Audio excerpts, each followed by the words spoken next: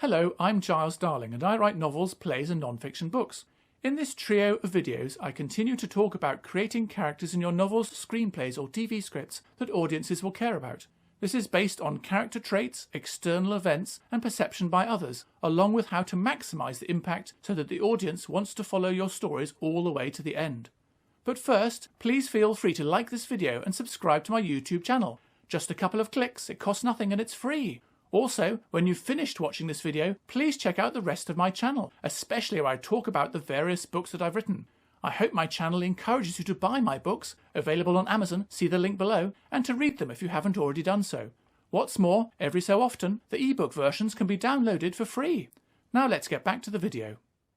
Sometimes you can get away with the audience caring only about your story's main character, particularly if the story's about a quest or a journey.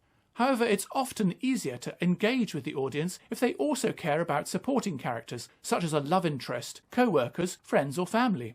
They could also care about non-human, inanimate or conceptual characters, such as pets or wild animals, a work of art or freedom of speech. In addition, a rival or villain with at least one redeeming feature, as mentioned in a previous video, can pique the audience's interest.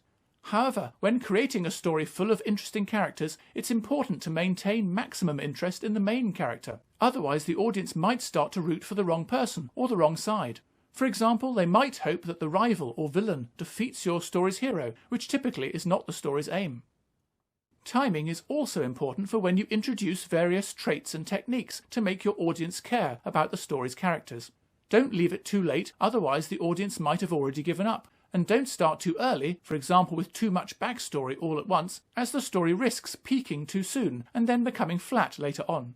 Often it's best to spread the various techniques through the story, perhaps holding some back until later, and to use a mix of techniques in order to maximise their impact. A possible example could be to introduce positive character traits at the start, followed by some external event, then show the character's reaction to that event. To make the story even more interesting, that reaction could have unforeseen consequences that force the character to confront an inner struggle which has been hidden until now. Maybe the story climaxes with a showdown against a villain. Finally, you can use contrast to increase your audience's engagement with the story. This contrast can occur within a single character, such as between how they think and behave at the start of the story compared to at the end of the story. For example, they could initially be narrow-minded, but something happens and by the story's end they are open to new ideas.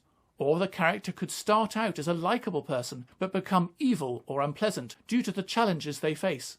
This is probably more suitable for a drama or a tragedy. Alternatively, the contrast can occur between different characters in the story. This is a useful technique if the story's main character is unlikable for whatever reason.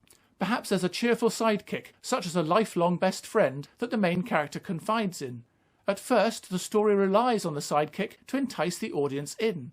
Then, as the story progresses, the audience can get to know the main character better. Hopefully this growing familiarity will keep the audience engaged all the way to the end of the story, even if the main character doesn't change. You can also add further secondary characters, some likeable and supportive and others not, to create more opportunities to show potential contrasts between members of the story's cast. Just be careful if using a cheerful sidekick to avoid this supporting character hogging the audience's attention for too long. It's also possible to combine these two types of contrast. For example, a transformation in the story's main character can occur alongside contrasting supporting cast members. Then, as the story progresses and the main character loses their unlikable traits, it'll be easier for the audience to transfer their support to the main character. To add extra spice, the best friend could become unlikable as the story unfolds, in direct contrast to the main character. Perhaps at the end, the best friend reveals that they've actually been working secretly for the story's villain all along. Can you think of other ways that supporting characters, timescale and contrast can increase audience interest? Maybe you can suggest examples from novels, films or movies. If so, please feel free to add your comments below. No doubt you've heard some of the ideas and techniques in this trio of videos before, but maybe you discovered some new ones as well. I've been collecting them over many years from various sources, and I still find them very useful when creating new characters in new stories. I hope you find them useful too. If you know of more ways to make the audience care about characters in a story, please feel free to add your suggestions to this video's comments.